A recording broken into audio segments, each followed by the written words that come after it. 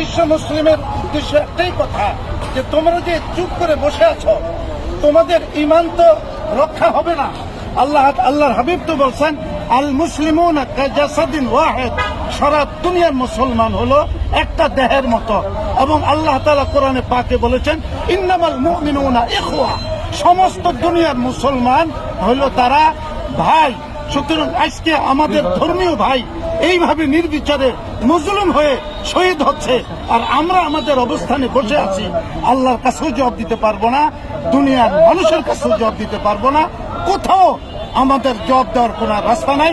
তাই যদি এখনো যদি আমাদের ইমান যদি রক্ষা করতে হয়, আল্লাহর কাছে যদি আমরা পরিত্রাণ পাইতে চাই, তাহলে এখনো সময় আছে মুসলিম মুসলমানদের পাশে দলমত নির্বিশেষে সমস্ত মুসলিম রাষ্ট্রগুলোকে এক কাতারে সামিল হওয়ার দরকার আছে।